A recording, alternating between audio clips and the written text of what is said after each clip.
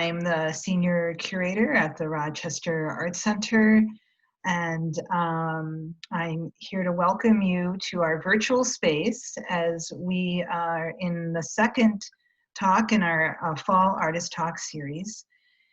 Today, we're talking with an artist who is part of an exhibition called Expressions of Clinician Well-Being. This is an exhibition that was brought together by the National Academy of Medicine in DC, and they brought together about 50 artists who are tackling and wrestling with issues of burnout, especially for physicians and clinicians of all sorts, that it's a very high pressure job and dealing with many difficult things in their daily lives. And so what can art do? What can the visual arts do to really help mitigate that? And so Tia Calvert is here. Tia works at the Mayo Clinic here in Rochester. And we are really lucky to have her because the National Academy of Medicine this exhibition was open to clinicians throughout and patients, throughout the United States. And so we're really lucky to have her here.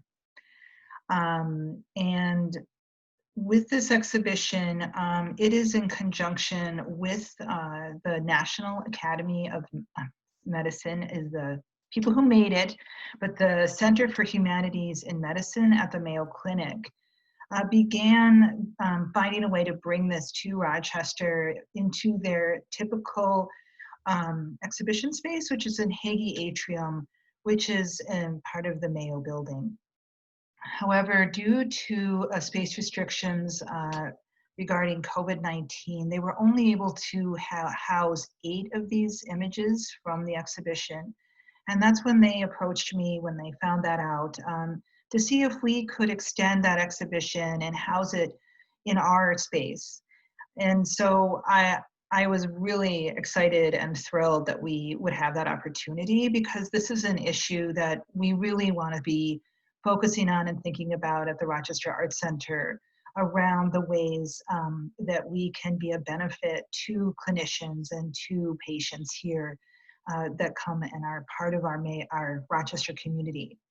So also for the humanities and medicine, they really wanted to see this reach out into the public, because right now Mayo is very much, private, and that you must have an appointment to see the work and to enter the campus or be an employee. So they really wanted this to have an outreach to the community and to the public in general.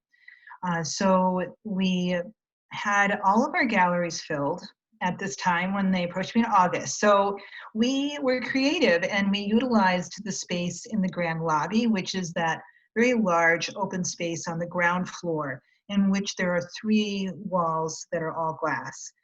So I'm going to share my screen, and I'm going to share with you some of these images for you, so that you can just see what the exhibition looks like, because I'm aware that not all of you are able to make it into the building or are living elsewhere. So I will share with you what this looks like. And I'm going to try out this different mode of sharing. So right now, hopefully you can see an image with 2 large couches, and you can see that we have 5 panels on each side, and these are hung from the ceiling, and you can see the beautiful Zumbro River outside, and then it also wraps around the back. So we have 19 images. With this exhibition, as you'll notice, there are not the actual artworks in person, but these are replications, and this is how this is exhibited throughout the country right now. And what's exciting is that we will be able to keep these based on the generous sponsorship of the Humanities and Medicine Center at Mayo Clinic. And so I'm going to see, did my image change? Are you seeing a new image? Wonderful. So this is circling around the back of the image. And what you'll see here is an image here, and then a description by the artist of what this means to them. And as you'll see, there's a range of media, there's a range of expressions from representational to abstract, and we can see Tia's work, which is behind her on her screen, is here hanging in our exhibit. So we were really, it was very, it's difficult to decide which 19 we would choose of the 50. We really worked with Humanities and Medicine, specifically Joe Ryan and Sarah Mensick, to select works that would complement their exhibition at Mayo. So this is just to give you an overview of what this particular showing looks like. It is going to be up until November 18th. We want you to know, though, that we will be periodically showing these at different times in the future. We will, this won't be the only time to see this work. So I am now going to share a different screen in which I'm going to share with you an exhibition website that the National Academy of Medicine has created. This is also a really excellent resource for finding out more about these artworks, especially during this time of COVID, if you are unable to come into the gallery itself. So if you, I believe our friend Callie put some in the link to this website up there. But if you go into the artwork and you can look at the gallery, what's quite nice is that what we have is a description, we have a bio of the artist, and also some more information about them. So this is the link to Tia's work, which is great. Are you able to see that on my screen? Yep. Yeah, okay. But there are other things. There's music, there's poetry, and there's all, like, here's another piece that is in the exhibition that we have as well. But that's just a wonderful resource for our visitors in the virtual realm. So I'm going to stop sharing. Just want to talk to you about that exhibition and give you context for Tia being part of this. And now I'd like to introduce Tia herself, say a little bit about her, and then give it over to Tia so that she can maybe talk to us about her journey as an artist and in her role at Mayo. And then afterwards, we will have an opportunity to ask questions and discuss things with Tia afterwards. So Tia Calvert was born and raised in Colorado Springs. In her adult life, she has lived in many states, including California, Mississippi, Washington, Oklahoma, and Minnesota. She loves traveling and experiencing new cultures, and has gone to many countries around the world. Her interests include art, traveling, baking, and visiting geological and historical sites. Tia earned her BA in studio art with an emphasis in painting from Eastern Washington University in 2003. And 2015, she earned her MA in Arts and Cultural Management from St. Mary's, University of Minnesota, so therefore based in Minneapolis. Tia works currently at the Mayo Clinic in the Department of Marketing and Brand Strategy as a product manager. Tia's work has been shown several places, like Raw Space in Washington, 2nd Street Art Market in Colorado, a Christmas holiday banner hung in downtown Monument, Colorado, and the Treasures of the Deep during Thursdays on First, which is beloved in Rochester. She has shown her work at the Mayo Clinic employee art exhibits, and Tia also paints at her church during services and enjoys doing art with family and friends. In 2019, this piece, Woven, that is part of this exhibition, appeared on the cover of the Journal of Pain and Symptom Management. Thank you so much, Tia, for joining us, and tell us more about your work. Thank you. Yes, thank you, Sheila, and thank you to the Rochester Art Center so much for having me join this artist talk and be able to speak and talk with all of you today. It's a joy and an honor, so thank you for that.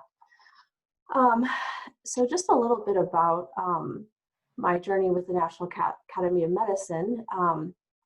I'm connected here with the Center for Humanities at Mayo Clinic and participate sometimes with humanities events, and also did my residency with them as well. So I'm fairly close with Joe and what goes on with humanities. And so a call for art went out, and I thought, let me check this out. Let me, what's this about? This sounds really interesting. Clinician burnout is a topic that has been becoming more and more to the forefront over the years, and getting a lot more recognition. How do we address it? Because it's a real thing that's happening. And so when I was considering the call for art and whether or not I should participate, do I even have anything to contribute and say through my artwork? And I decided that I would go ahead and participate and submit a piece for consideration, and was thrilled to receive the news that they had accepted this piece, Woven, that you all have seen. And, as I was working on it, I was thinking about, not just how clinicians may feel, but also as a person who works in healthcare and also as a patient, like, what is that experience? What does that mean? What does that look like? Most of my work is not what I would consider realistic. It's usually abstract. And so how do I communicate that through my medium and sort of my niche of where I like to paint and do art? And so what you see on the canvas, titled Woven, is what came out. I thought about how it doesn't just happen one day. It usually builds over time. It can take a while to get there. There are a lot of circumstances that will get you there. And that looks different for all of us. Sometimes it's short periods, sometimes it's a long period, and then all of a sudden you're like, I'm not doing so well. And how do I address that? And so working with Woven, I had an idea in my mind what I was going to paint or what that was going to look like and the colors that I want to use. Most of my artwork is bright colors. I don't usually do very muted tones or dark colors. I'm always trying to figure out how I can include some sort of fluorescent color in my artwork. And so how do I portray, the complexity of this issue, but it's not all negative. There is positives, I think, because of the human spirit and because we have hope and because we try and because we want to get through it and we want to get better. And I think it makes people stronger when you can get through these things. So in Woven, there's a lot of layering of color. I started out with one idea and one vision, and through using the paint and the color and just working through it, it took me in a direction that I had not originally planned out, which is fine. I love that because it usually ends up better. And so there's a lot of layering, horizontals, verticals. There's layerings of color. I also used interference paint inside of that to also bring some visual texture to it. So there's some shimmer. You don't always see those colors at every angle that you're looking. Sometimes you have to look to it from one side or the other. And I think that also represents that how you need to look around yourself and examine yourself internally. It's not just one dimensional. And there are different facets to burnout and how you may be feeling. And so that's kind of the background on this particular piece, and then being accepted with the National Academy of Medicine. So that's been very exciting. And then, as you mentioned, Sheila, the Pain Journal reached out to me and said, hey, we'd really like to put this on the cover. We're covering, somewhat similar topics, and would really, really feel that this piece encapsulates what this specific issue is going to be about. And I said, yeah, that would be great. And so that was very exciting. So it's been an interesting journey. This piece seems to be really resonating with people, along this particular topic with burnout and how it makes you feel. What does it mean? How am I dealing with this? How am I coping? And just, I think, the resiliency of the human spirit. And then, my involvement with humanities and medicine, they do art and healthcare symposium. And so this year was going to be in Rochester. So they approached me earlier in the year and said, we really love this piece. And so would you be interested in doing some more work for the symposium and playing off of, what you have already started with this topic and using this piece. And so I agreed to that. And this particular piece has been used in some, promotional materials and things like that. But I worked on another piece to go with this, and then I'll show you all shortly an additional piece. So there's a set that goes from, so it becomes a progression that was meant to go with the art and healthcare symposium, and their topic also having a high focus on clinician burnout as well. And I feel like it's always a timely topic, especially now, this year, 2020, everything that's been going on. Life's been kind of hard. A lot of changes, a lot of introspection. A lot of people have been considering, what's important to me. How do I balance the things that are going on around me? Most of us are probably sitting in a room in our house, and balancing that work and life and family that we're all immersed in. And so it just provides a lot of opportunity for, how do I deal with those things? And I think art's a really great outlet for that, for that creativity, to sort of set aside all the things that are going on every day and focus on something else, all the things that are going on, in your head and your heart and your body, and how do you get that out? How do you process? Some of you may have picked up a new craft or hobby, or dive deeper into one that you're already doing and honing in on your craft and your skill, during this time, which is also really important. With art and medicine, I feel like they actually fit really well together.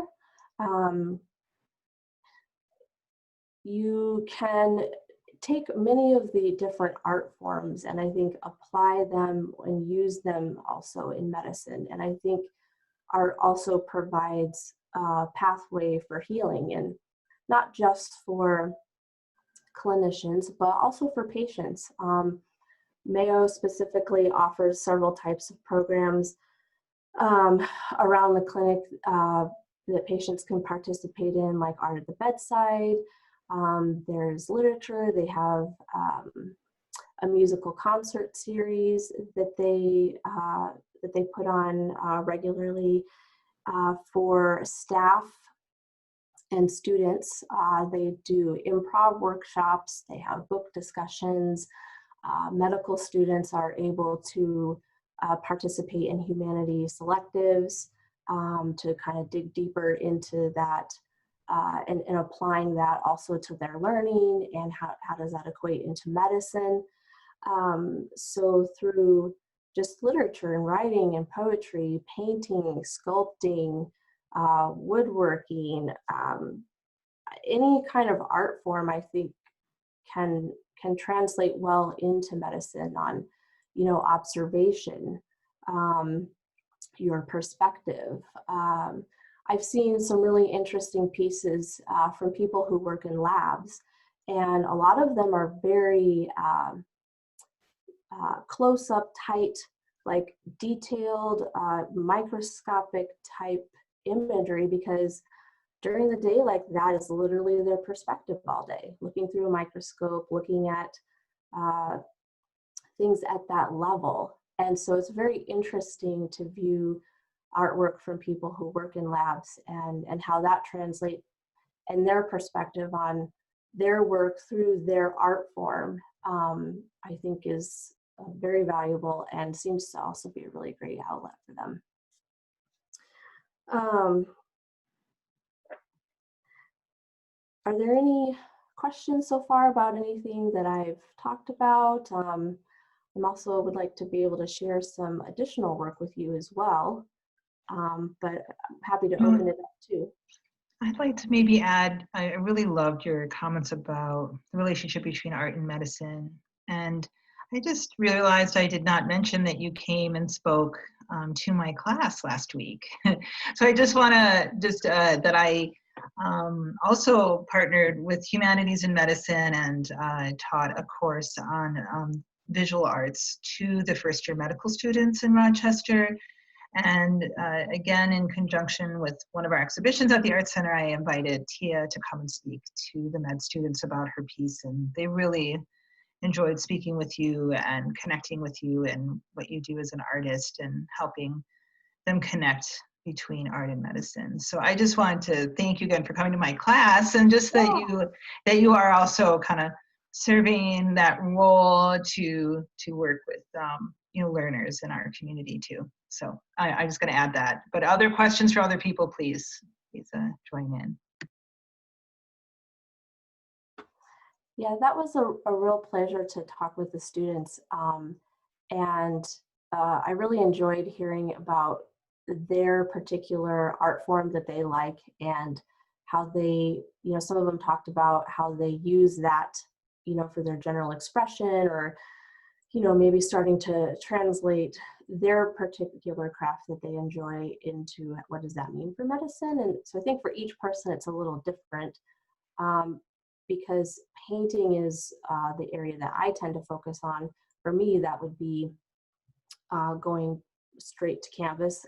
Confession, I don't really like drawing at all. I prefer to just put some paint down and I've got an idea and I then just kind of go with it. I don't typically draw anything out first, although I do have an example today that I can show you where I had to draw first.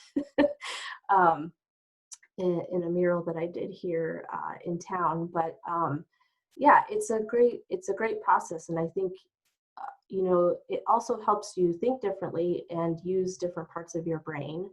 And as far as correlating medicine and art, and like if you're doing improv, I participated in one of those workshops once. I'm not an actor at all, but it was fun because I had to think quickly. Like, they give you a situation and then you just kind of have to go with it and improv with each other. And a lot of times that's our everyday situation, or physicians are in those situations where, you've got to make quick assessments. You maybe only have a short period of time to ask some questions. And you may have an idea walking into the room how you think it's going to go, but that's maybe not how it's going to go, because you're working with other human beings and the human condition, and meeting the patient wherever they are right at that time and trying to meet that need. And so the improv workshops, I think, are really great for that. And, drawing and observing, I think, are also really great to translators into medicine. Making those quick observations, because again, you may not have a lot of time and you may have to make really quick decisions. You may not have 10-15 minutes to sit down and talk to somebody, and so those skills, I think, help translate in observation and decision making as well. So with that, I think I'll go ahead and transition over to sharing my screen, talking a little bit more about my other work. Give you that a second to come through. I hope you all can see this. So just a little bit. So I started with woven, and luckily, at least in this slide, hopefully you guys can see some of that blue interference color that's coming through. It's not just my bright colors that I like to use, but there is this blue interference in there that adds a little bit of texture and interest to the painting as well. And then earlier I spoke about how Humanities approached me doing a series for the Art and Healthcare Symposium.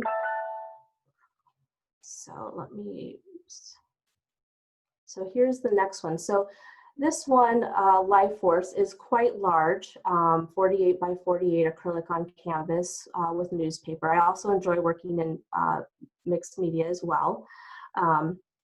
So this is part of that. So this is 48 by 48. Woven is 36 by 36. So it starts big and then medium size with woven. And so this one is interesting because I feel like a backed up view of what you might see in woven as you kind of start large and then are going to progress to smaller. And so you've got all these strains running through here.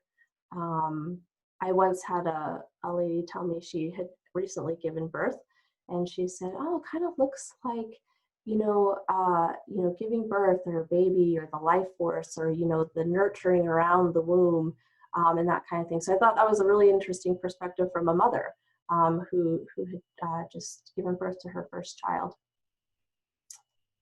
Also, again, interference colors in here, bright colors. That's kind of where I land. And then the next one here I call Pinpoint. So 18 by 18 acrylic on canvas with yarn. And this is just what I would say a micro view of what you would see from woven. So thinking about sort of the literal part of weaving where you've got textures, yarn, fabric, things like that. What would that mean to go smaller? But then relating to healthcare and, struggling with burnout and that human journey, trying to figure out, how did I get here? And how do I get to the other side of this? And so I thought, well, pinpoint, right? Because you're out and then you're smaller and then you're coming in and you're then hopefully able to pinpoint what that issue is or issues or the things that got you to this place so that then you can develop, some sort of plan on how to get to the other side of that and get to, a better well-being and a better place. And so that was the process and phased approach that I took for the symposium and the artwork created for the Art and Healthcare Symposium. So again, acrylic on canvas with yarn and spirals and circles, because sometimes you got to go around a little bit sometimes before you are able to figure that out, or at least I do in my process when I'm going through that internally. Let's see. Another piece here that I've done, shattered acrylic on canvas, 18 by 20, my signature fluorescent hot colors. So I was born in 1980 and it is a prerequisite that you like neon colors, so I'll just put that out there. So this piece, I was just mostly just having fun and seeing what I could do with, more geometric shapes, light, dark, shadow, that kind of thing, and just trying to have some fun. This piece, Go Force, acrylic on canvas. This one was recently in the employee art exhibit at Mayo that I participated in. This is another style that I tend to like, using the brush and layering color in order to get also a little bit of texture and visual interest. This one's not titled, but it is a favorite of my husband's. It's acrylic on canvas with glass tiles. Owls are one of my favorite animals. So I wanted to do something with that. And I thought about, like, when they're flying, what would the air look like around them as they're flying, that movement of the air around an owl as it's flying. So this is what came to be.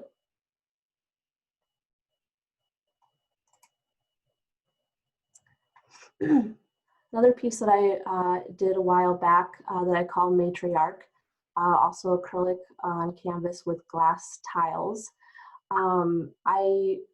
One of my favorite things in nature is trees. I went through a period of time where I was painting a lot of trees.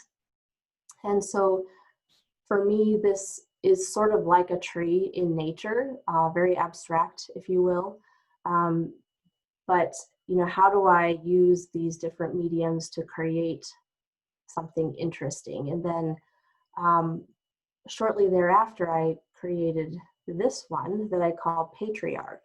And so when I finished these, I was like, it's like, the male and the female, the mom and the dad, a hierarchy and a system, if you will. And so with this one, I used acrylic on canvas with craft paper and plastic and also just, painted over it. So I got it into the shape that I wanted to and adhered it to the canvas and then just started painting it. And so this is what I ended up with.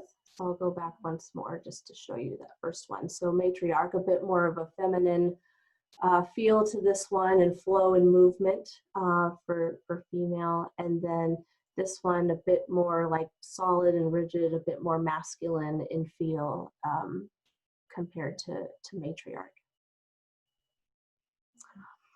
This is Untitled. This also happens to be one that I painted during church several years ago during worship service. And so I find too that painting with while I'm listening to music is really great, and also tends to influence the art. But I really love this one because it feels like a journey.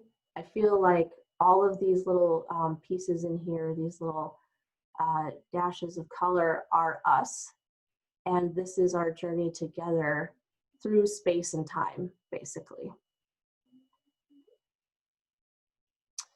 This one's called Nebulous. I painted this actually for my nephew. He is very much into space, and I also really love space.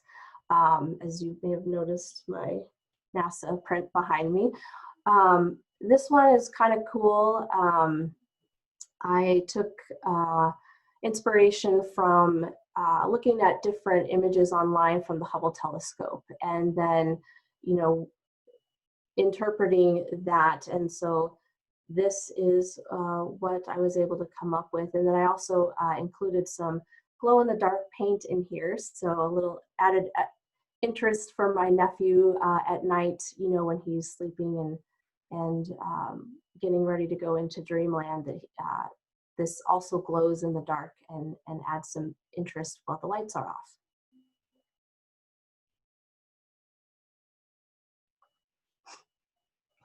This is one that I would say has a progression. It's been very interesting.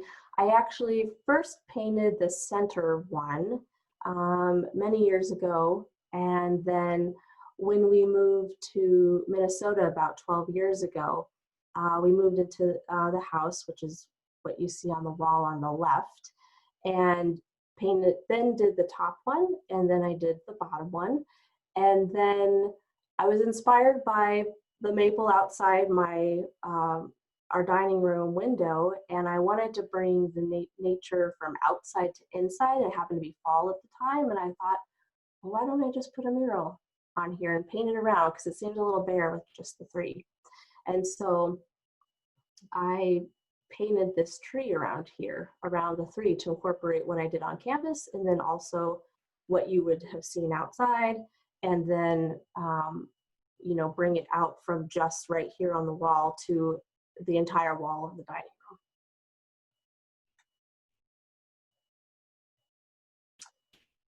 This one I painted for a colleague, Duluth. I have kind of a fascination with that sweet little town.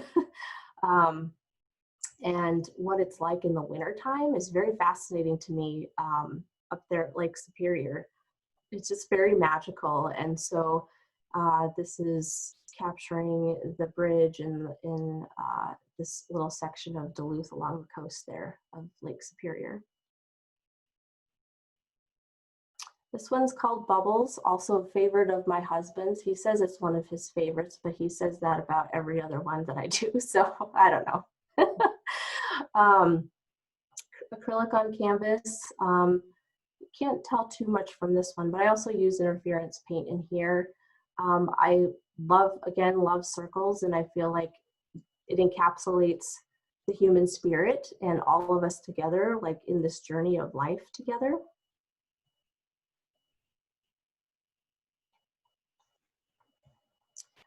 This is another acrylic on canvas that I've done back to my study of trees.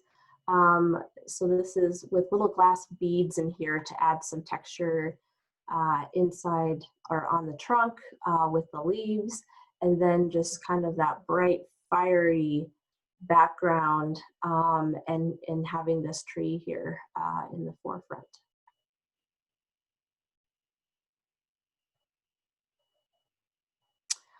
And as promised, the one time that I had to draw something first before I painted it, I was commissioned by an insurance company here in town to do a mural in their lobby. That's why you see the extra stuff around here. And so they primarily work with farmers and landowners and things like that. So that's the bulk of their business. And so they thought a farm scene would be really great to have as a mural in their lobby. So I searched inspiration, online, and, looked at, different barns and silos and, what makes sense to have around the barn. And of course, there's plenty of inspiration around Rochester. There's still cornfields around here. It doesn't take long to get outside of town and see the farms around surrounding Rochester. But this is just a progression of this process, starting with the sky first and blending that. It took me about a week to do this. I go in after work in the evenings and work for several hours on this. So it's latex and acrylic on drywall. And then the final is what you see here. And I think my favorite part of this whole thing is the chicken down in the very corner. I think that's probably my favorite part of this whole thing. But you've got, some traditional farm scene in here with the silo and the barn, horses, corn, the dirt road, the mailbox. So this was just a ton of fun to do. I really enjoyed kind of getting back to that larger scale of working in art. I did set painting actually for about 3 years in theater, and that was scary and fun all at the same time. So kind of working back a little bit more life size was a lot of fun to get back into that. That's all I've got on this. I would love to open it up for some further conversation and discussion on art.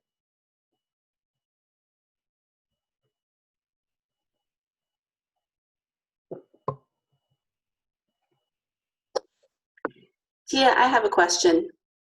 Yes. You mentioned the word interference as a paint type. Me being a non-technical art person, I'm not sure what that is. Could you describe to us what interference is? Yeah, that's a great question, Lindsay. Thanks for asking, and thanks for joining today. So acrylic paint has come a very long way. There's different kinds of acrylic paint that you can buy, and you can also buy a lot of different mediums that you can add into the paint to do different textures and weights to the paint as well. But the interference color, you can use it in two ways. You can either mix the color to give it some shine and a little extra depth, or you can apply it on top of color that you've already put down, which is the case for what I did here in woven. So it has a shine to it. You don't ever usually see it looking straight on. And so the pigment interferes with whatever you put it on or in. And so that's how you get that shine. And it, I'll go back up so I can talk about this a little bit better. So, where you see the blue interference that I've used, it's on top of green or some other color, or even I've used copper here. Whereas when you're looking at it straight on, and you can see behind me, you don't see it, but you have to see it at a slight angle And so it interferes with the pigment that you've put down, and that comes to the forefront.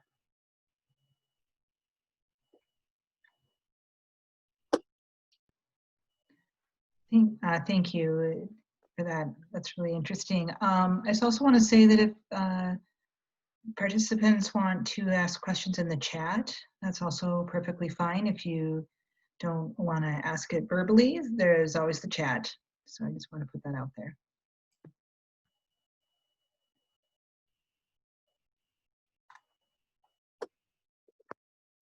Hi, Tia. I have another couple questions. I'll ask them together. All right. What has been your most challenging piece?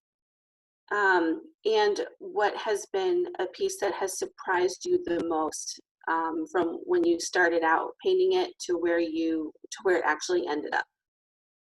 Ah, good. You're asking the hard ones. Okay. I would say the most challenging is probably when I was doing set painting, to be honest. That was hard because I'd never painted at that scale, and it's a completely different kind of paint because the pigment in that paint is manufactured in a way to interact with set lighting. And so, and it usually only comes in, well, at least in the sets that I use, we only use like 5 colors to mix every single color we would use. So I started doing set painting, volunteering, doing that out of college. And so going from working on a canvas and just kind of coming up with my own things, and then working on set painting, and here it's literally life size and on a very large scale during different, seasonal productions. So Christmas productions, Easter productions. So you're doing log cabins, you're doing these large temples, you're doing walls, you're doing gardens, huge rock formations. That was probably my most challenging, but also probably the most rewarding too, because you also then get to see how people respond to the work. Or you come in the next day, the director's, yeah, that was all bad. You need to just change this whole thing and start over. You're like, but I just worked 8 hours on that the other day. That's really hard as an artist, when you work so hard on something, you're like, this is so great and everyone's gonna love it. And then they're like, no, change it all. It didn't work. And so personally, that was challenging because you just have to let it go. It's not for you. It's for the enrichment of somebody else. And it's not about your talent and your work and your ability. It's about how it's going to be received in this larger picture. And so just that in and of itself was very rewarding. But I guess that also goes to show that I really just love doing things for other people. And if my artwork can bring hope or joy or smile, then, mission accomplished. Thanks, Linz.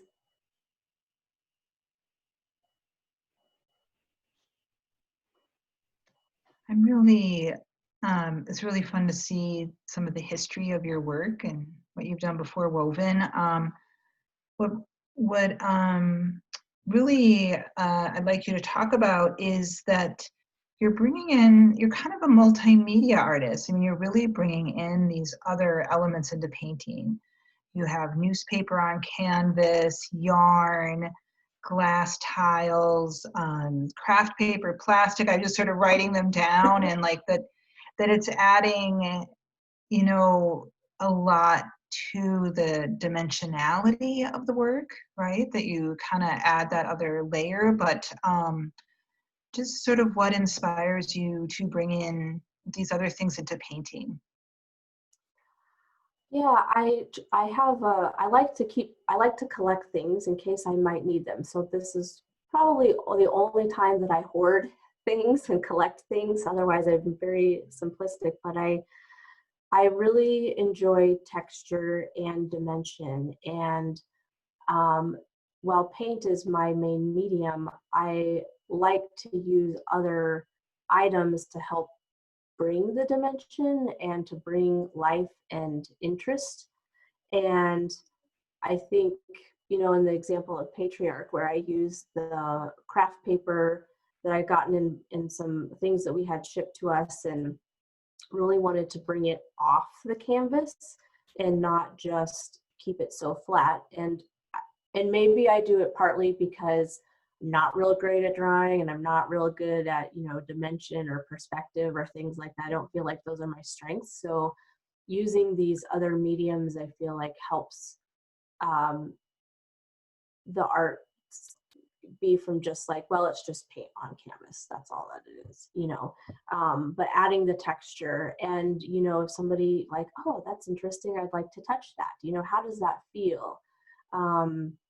Is also, I think, really important in just the overall experience of art. And so I like putting that into some of my work that I do.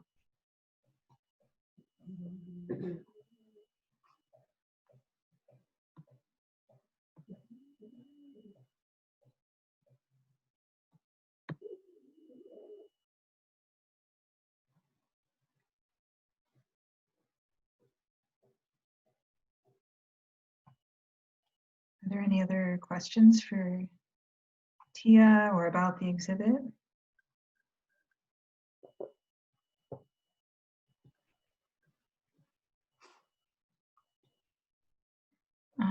I have one more question for you. All right. Oh, yes, I do. She's saying, Donna.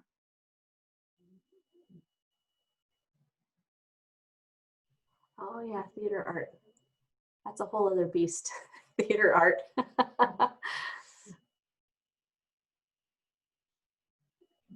Yeah, I can definitely. So where else you can see it? So right now, just the National Academy of Medicine.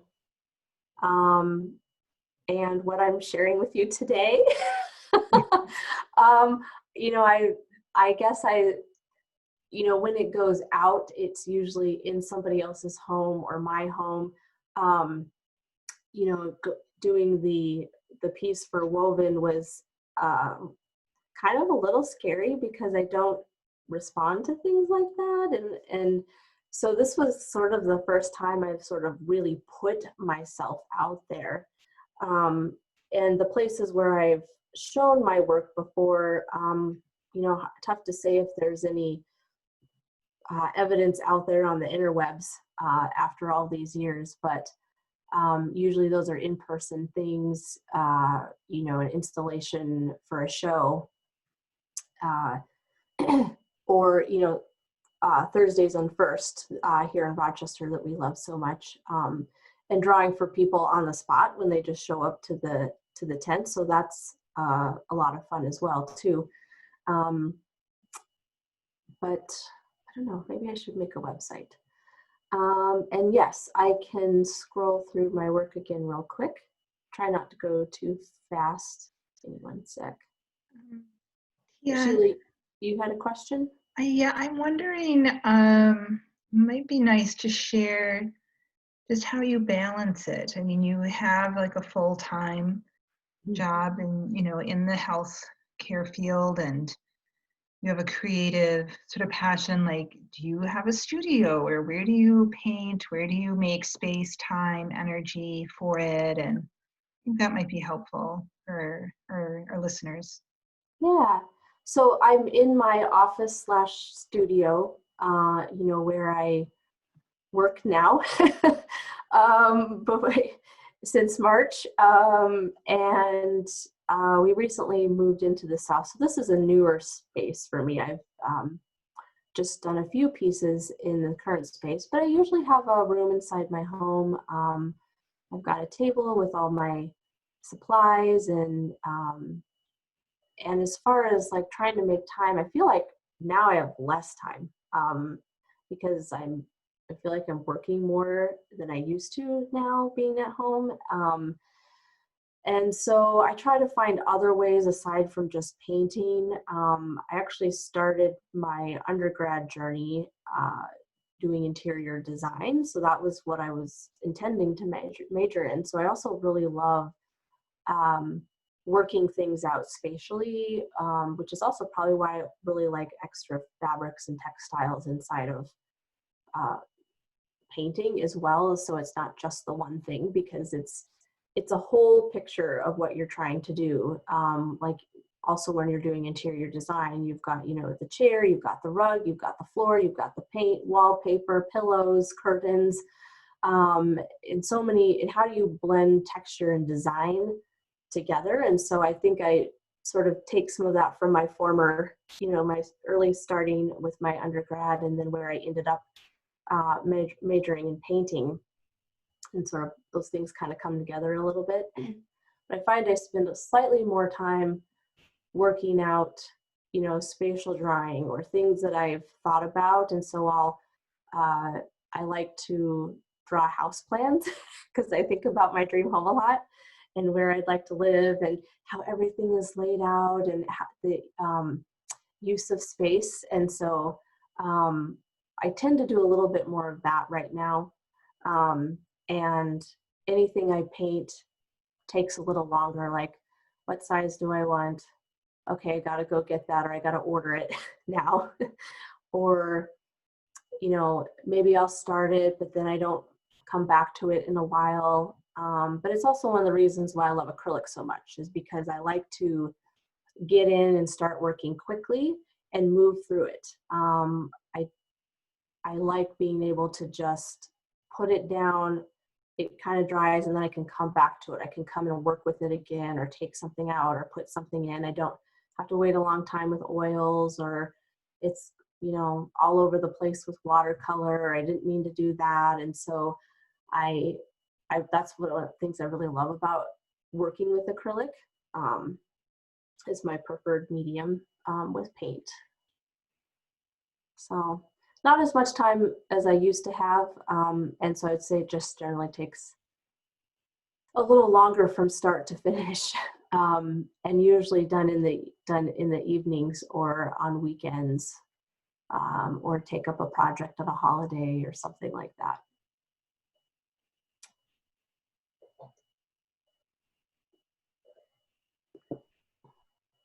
Thank you, because we need inspiration Yes. to try to do the things that rejuvenate us and get us through this. So it's good to hear your methods. Any last thoughts or comments, questions for Tia? We're coming up on an hour here.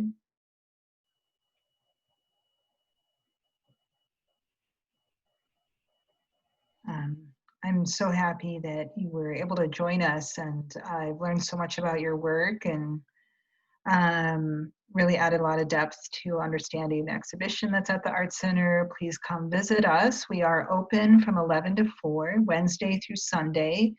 You can see Tia's work in person, and also if you want, please visit the website for the National Academy of Medicine to learn more about that exhibit, and hopefully we will see Tia's work out in our community sooner than later.